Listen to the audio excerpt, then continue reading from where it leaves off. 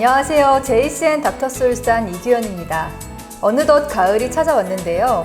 무더위가 물러나고 서늘한 바람이 부는 가을에는 피부 관리에 더 신경 써야 한다고 하죠. 가을은 건조한 바람, 큰 일교차, 자외선 때문에 피부 노화가 가장 빨라지는 계절인데요. 특히 눈가 피부는 가장 노화가 빠르게 찾아오는 부위인 만큼 더욱 신경을 써야 한다고 합니다. 노화의 가속도가 붙는 중년분들은 더욱 신경 써주셔야겠죠. 오늘 이 시간 제니스병원 황필중 원장님과 함께 중년 눈 성형에 대해서 자세히 알아보겠습니다.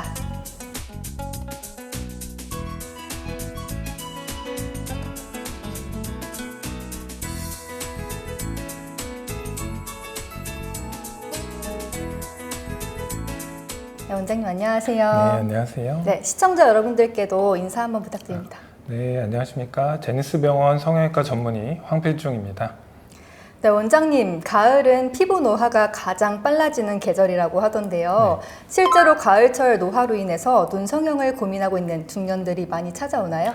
네, 실제로 여름철에 비해 가을철에 눈 성형 상담을 받는 중년 환자분들이 늘어나고 있습니다. 네, 그럼 오늘의 주제, 중년이라면 누구나 관심을 가질 만한 주제인데요. 하나씩 집중적으로 살펴보도록 하겠습니다. 앞서 노화가 가장 잘 나타나는 부위로 눈가를 얘기했는데요. 왜 눈가의 노화가 빨리 나타나는 건지 설명 좀 부탁드립니다. 네, 눈 주변은 피부가 얇고 표정을 짓다 보면 눈 근육을 활발하게 움직이기 때문에 노화 증상이 빠르게 나타납니다. 네. 또한 주름이 질 뿐 아니라 피부 탄력이 저하돼 눈꺼풀이 처지고 눈밑 처짐으로 인해 지방이 울퉁불퉁 돌출되는데요. 중년의 나이가 되면 이러한 증상을 더 이상 숨기기 어렵습니다. 중년층 대다수는 이미 눈가 피부가 얇아져 있으며 눈 주위 살이 처지며 주름이 생긴 상태인데요. 이에 나이가 더 들어 보이는 노안에 대한 고민이 커져가는 만큼 중년 눈 성형에 대한 니즈도 높아지고 있습니다. 네, 나이 들면서 나타나는 자연스러운 변화로 눈꺼풀 처짐을 낼 수 있는데요. 원장님, 이 눈꺼풀이 처지는 이유가 뭔가요? 눈꺼풀이 처짐의 가장 큰 원인은 노화입니다. 대다수의 원인이 피부 탄력 저하로 인한 눈꺼풀 처짐이 많습니다. 또 눈꺼풀에 지방이 증가하는 이유도 들 수 있고요. 물론 간혹 피부에 질환이 있다든지 안검에 질환이 있다든지 근육 질환 때문에 처짐이 발생하는 경우도 있습니다. 네, 그럼 이 눈꺼풀 처짐이 기능적이나 혹시 미적인 부분에도 영향을 끼칠까요? 네, 무엇보다 눈꺼풀이 처지게 되면 미용적으로 봤을 때 쌍꺼풀이 묻혀 보일 수 있고요. 혹은 쌍꺼풀이 짝짝이로 보일 수 있게 됩니다. 기능적인 면으로는 눈꺼풀이 처지게 됨으로써 자꾸 눈을 찌푸려 눈을 뜨게 된다거나 눈썹을 치켜 올려 뜨게 되고 심한 경우에는 턱을 들어서 앞을 보거나 두통 등이 발생할 수 있습니다. 네, 그러면 이 눈꺼풀 처짐이 혹시 안구 건강에도 영향을 끼칠까요?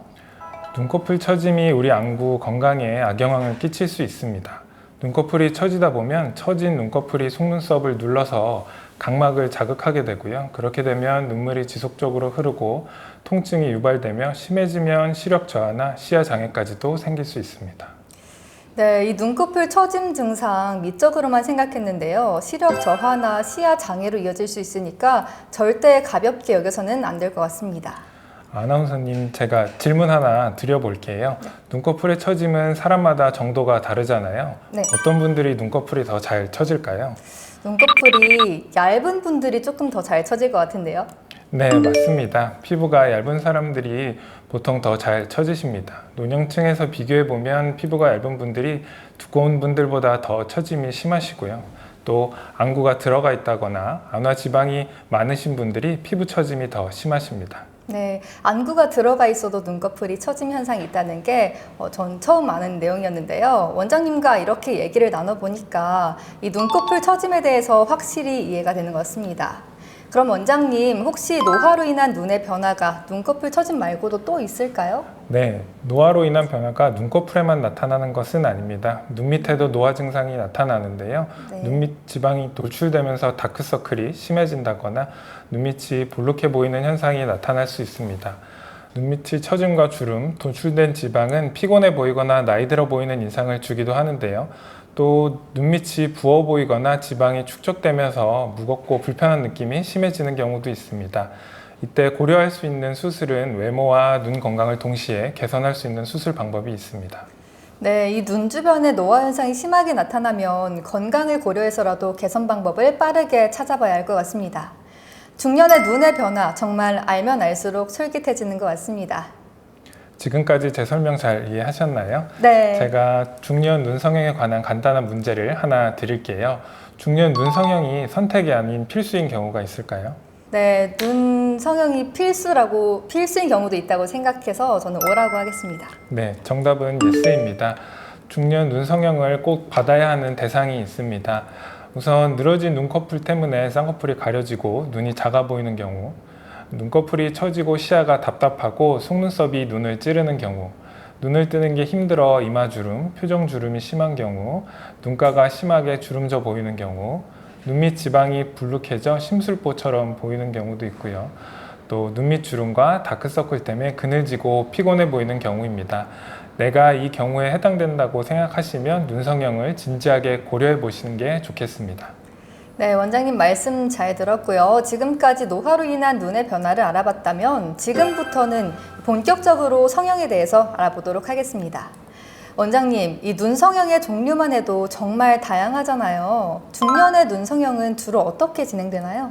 네, 눈의 노화를 해결하는 성형법은 크게 상안검 성형과 하안검 성형을 할 수 있습니다. 또 네. 상황에 따라서 이마 거상술이나 안면 거상술까지도 진행할 수 있습니다.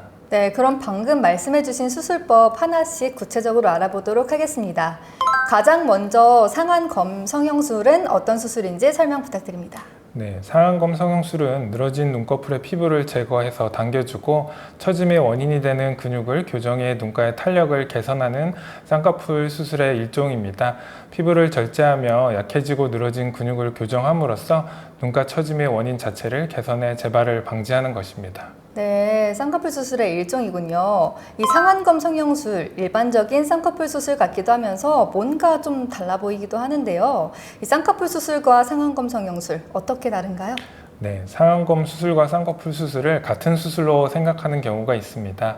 나이가 들어 하게 되는 쌍꺼풀 수술은 상안검 성형이라 부르고 젊을 때 하게 되는 수술을 쌍꺼풀 수술이라고 생각하시는 분들도 많습니다. 하지만 상안검 수술과 쌍꺼풀 수술은 엄밀히 말하면 다른 수술입니다. 상안검 수술은 중력으로 처진 여분의 조직을 잘라내어 제거하면서 노화로 인해 생긴 경미한 안검 하수의 문제를 개선하는 수술 방법을 말합니다. 그렇기에 눈꺼풀에 없는 쌍꺼풀 라인만 만들어주는 쌍꺼풀 수술과는 확실한 차이를 보입니다. 이는 미용적인 개선은 물론 기능적인 부분까지 함께 개선해 줄 수 있는 수술법입니다. 다시 말해 상안검 수술이 단순히 노화로 늘어진 피부와 근육만 절제하는 것으로 그치는 게 아니고 눈 주위 전체와 균형을 맞추면서 노화로 생긴 안검 하수라는 문제를 함께 개선할 수 있는 수술입니다. 네, 그렇군요. 일반적인 쌍꺼풀 수술과 상안검 성형술은 엄연히 다른 수술인 거 꼭 참고하시길 바랍니다. 원장님, 그렇다면 이 상안검 성형술이 필요한 경우가 또 따로 있을까요? 네, 상안검 성형술이 필요한 경우는 매우 다양합니다. 첫째로 피부가 처진 경우이고요. 둘째로는 근육이 심하게 처진 경우입니다. 이 경우는 단순히 피부만 처진 것이 아니라 근육까지 처져 있기 때문에 근육까지 수술을 통해서 올바른 교정을 할 수 있고, 세 번째로는 지방이 과다하여 눈꺼풀이 볼록하게 보이는 경우입니다. 눈꺼풀이 처지고 동시에 쌍꺼풀이 희미해지거나 없어지는 경우에는 쌍꺼풀 수술을 동시에 진행하기도 합니다. 네, 지금 이 영상을 시청하고 계시는 시청자분들은요, 나도 상안검 성형술을 해야 하는데 이렇게 생각하시는 분들이 많을 것 같은데요. 구체적으로 수술이 어떻게 진행되는지도 알려주시죠. 네, 수술 시 자연스러운 눈꺼풀 주름에 따라서 절개선을 만듭니다. 눈꺼풀 피부를 절제하고 필요한 경우 근육도 절개해 처진 피부와 근육을 제거하는데요. 그렇게 남은 피부와 근육을 정리해 눈꺼풀을 올리고 눈의 모양을 개선한 다음 절개된 부위를 봉합해서 수술을 마무리합니다. 봉합선은 눈꺼풀 주름 안에 숨겨져서 눈을 뜬 상태에서는 거의 보이지 않습니다. 그리고 최근에는 눈썹화 거상술을 같이 진행합니다. 우리 눈꺼풀의 피부는 속눈썹 쪽에서는 얇고 눈썹 부위로 올라갈수록 두꺼워집니다. 그래서 얇은 피부 부위에서 조직을 많이 제거하게 되면 강하고 부자연스러운 인상이 될 수 있기 때문에 두꺼운 눈썹 아래 부위에서 피부와 조직을 제거하고 아래쪽에서는 쌍꺼풀만 만들게 됩니다. 수술 후 약 5일 전후로 봉합실을 제거하는데요. 수술 후 약 일주일이 지나면 일상생활과 사회생활이 모두 가능하게 됩니다. 네, 이 상안검 성형술이 있다면 하안검 성형술도 한번 알아봐야겠죠? 하안검 성형술, 어떤 수술법인가요? 네, 하안검 수술은 불필요하게 돌출된 눈 밑의 지방을 제거 또는 재배치를 하면서 처진 피부를 정리하고 늘어진 조직을 당겨 올려 고정하는 수술입니다.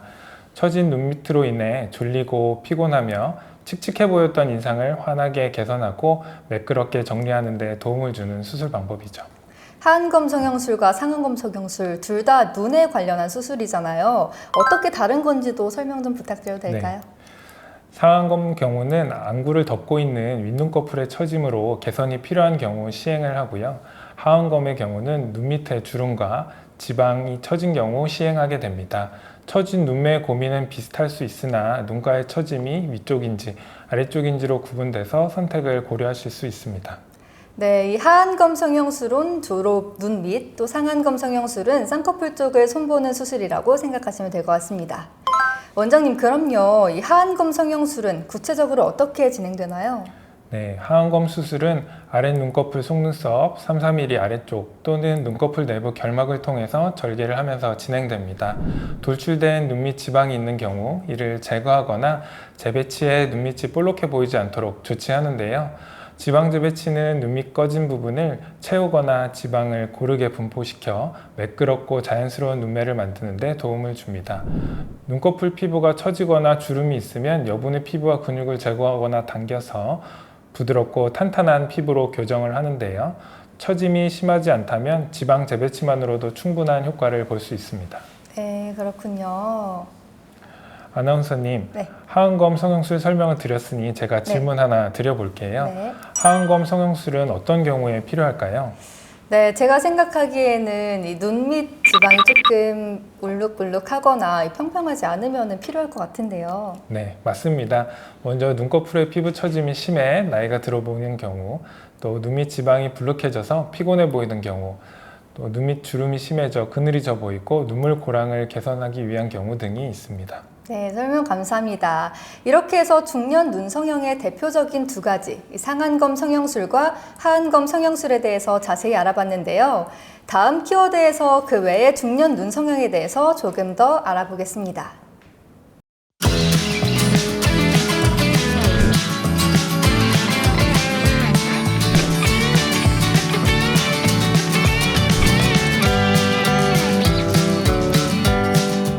여러분은 지금 닥터스울산과 함께하고 계십니다. 앞서 대표적인 중년 눈 성형이죠. 상안검 성형술과 하안검 성형술에 대해서 알아봤다면 이번에는 또 다른 눈 성형 방법에 대해서 알아보겠습니다. 앞서 원장님께서 중년 눈 성형으로 이마 거상술도 많이 한다고 하셨는데요. 이마 거상술이 어떤 수술인가요? 네, 중년이 되면서 눈꺼풀의 피부뿐만 아니라 눈썹도 같이 처지게 됩니다. 그래서 어느 정도 처짐까지는 상안검 부위의 수술로 개선이 되지만 처짐이 심해지면 눈썹을 올려주는 이마 거상술을 같이 시행하셔야 합니다. 이마 거상술은 눈썹을 아래로 고정하고 있는 유지인대와 미간 주름을 만드는 근육을 잘라주고 눈썹을 올려 이마와 미간 주름을 개선합니다. 뿐만 아니라 이마부터 처진 눈꺼풀과 눈가에 생긴 주름을 포함하여 상안면부의 주름과 처짐을 한꺼번에 개선할 수 있습니다.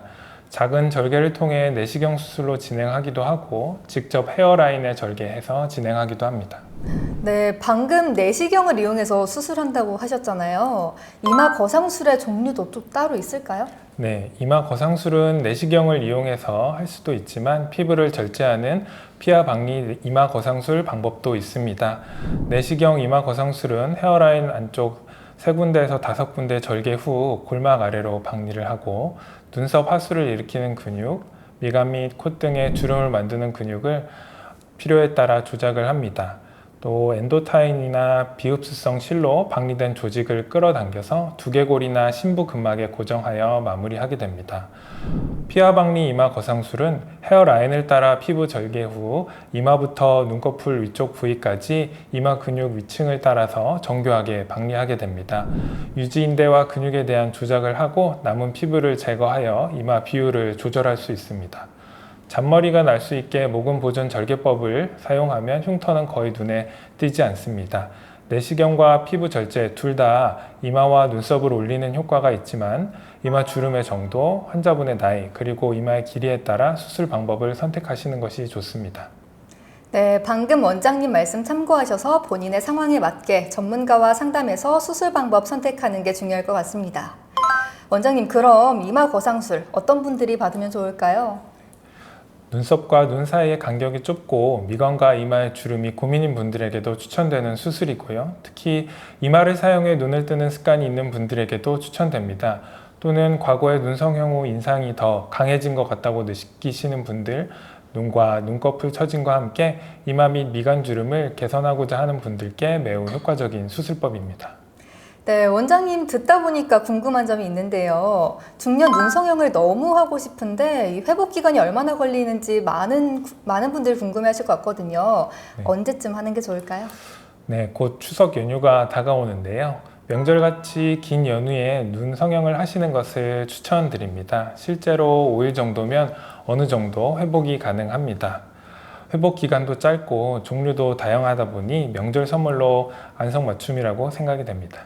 네, 원장님 말씀 들으니까 저희 부모님도 중년의 나이시거든요. 다가오는 추석 선물로 한번 고려해 봐야겠습니다. 원장님, 이 눈성형 중년이라면 누구나 고민일 것 같은데요. 그 외에도 우리 중년들이 또 어떤 수술에 관심을 갖고 있나요? 네, 중년분들은 안티에이징 관리에 관심을 많이 가지고 계십니다. 주름 관리를 위해서는 보톡스, 필러, 에스테필 등을 많이 고려하십니다. 또 피부 처짐에 대해서는 레이저 리프팅, 안면 거상술, 목 거상술, 그리고 지방 이식 등을 많이 고려하십니다. 그 중에서 안면 거상술은 피부 자체를 당겨줄 뿐만 아니라 얼굴 처짐의 근본적인 원인인 유지인대를 풀어주고 심부 근막층까지 당겨줌으로써 반영구적인 효과를 기대할 수 있습니다. 안면 거상 수술은 성형 수술 중에서도 고난이도 수술에 해당하므로 수술 경험이 풍부한 의료진을 선택하시는 것이 중요합니다. 네, 계속 중년 눈 성형에 대해서 얘기 많이 나눴잖아요. 그럼 혹시 중년 눈 성형 후에 꼭 지켜야 하는 주의사항이 있을 것 같은데 어떤 게 있는지 한번 설명 좀 부탁드립니다. 네, 수술 후 3, 4일 정도는 상체를 높여서 머리를 심장보다 높게 유지하시는 것이 부종이 빠지는 데 도움이 됩니다. 또한 큰 붓기는 일주일 내로 대부분 빠지지만 잔붓기는 3개월 이상 지속될 수 있습니다. 세안과 가벼운 화장은 실밥 제거 다음 날부터 가능하고요. 가벼운 운동은 일주 후부터, 힘든 운동은 1개월 후부터 가능합니다. 음주와 흡연은 출혈, 상처 회복과 감염에 악영향을 주기 때문에 수술 후 1개월간은 금하시는 게 좋고요. 수술 후 눈의 이물감, 눈부심, 시야의 흐림을 포함해 초점이 맞지 않아 보이는 경우가 있는데 대부분 시간이 지나면 좋아지기 때문에 기다리시면서 인공 눈물을 수시로 사용해 주시는 것이 좋습니다. 네, 말씀해 주신 주의사항 꼭 기억해 놓겠습니다. 이제 중년 눈 성형에 대해서 좀 자세히 알아가시는 것 같으신가요? 네, 많이 알아가는 것 같아요. 네, 그럼 마지막으로 환자분들이 궁금해하시는 OX 퀴즈 한번 내보겠습니다. 네. 눈 성형은 더운 날씨 하면 부작용이 자주 일어난다. 저는 O라고 생각하는데요. 보통 눈 성형은 겨울에 많이 권하니까 아무래도 여름에 하면은 조금 부작용이 있지 않을까요? 네, 아쉽게도 정답은 X입니다. 아, 그래요? 휴가철이나 추석 연휴 때 눈 성형을 고려하시는 분들이 많을 텐데요. 아직까지는 낮에는 기온이 높다 보니 눈 수술 후 수술한 부위가 덧나거나 염증이 나고 빨리 아물지 않는 건 아닌지 걱정하시는 분들이 많습니다. 사실 과거만 하더라도 환경이나 장비, 기술이 현재처럼 고도화되어 있지 않기 때문에 염증의 발생 빈도가 높았던 것은 사실이지만 이제는 항생제를 비롯하여 고도화된 장비와 기술로 인해서 눈 성형 후 덧날 위험은 거의 없다고 봐도 무방합니다. 네, 원장님 덕분에 또 새로운 지식 하나 만들어 갑니다. 노화로 인한 눈 성형에는 정말 다양한 방법이 있지만 제일 좋은 건 평소에 눈의 노화를 막는 것이죠. 눈의 노화를 늦추는 올바른 생활 습관이 있다면 어떤 게 있을까요? 먼저 자주 먼 곳을 바라보는 것이 좋은데요. 먼 곳을 바라보면 안구가 경직되는 것도 막아줍니다. 하루에 총 5번은 1분 정도는 눈을 감는 것이 좋습니다. 안구 표면의 눈물막이 정상화돼 건조해지는 것을 막을 수 있습니다. 또 녹황색 채소를 드시고 설탕을 섭취를 삼가하시고 담배를 끊는 것이 좋습니다. 그리고 손바닥으로 찜질도 도움을 주는데요. 손바닥의 따뜻한 체온이 눈에 전달돼 눈물이 잘 나오게 만드는 것은 물론 혈액순환을 원활하게 만들어준다고 합니다. 네, 원장님 말씀하신 거 꼭 기억하도록 하겠습니다. 원장님과 이야기 나누다 보니까 어느새 시간이 이렇게 흐른 것 같은데요. 마지막으로 시청자 여러분들을 위해서 당부의 한마디 부탁드리겠습니다.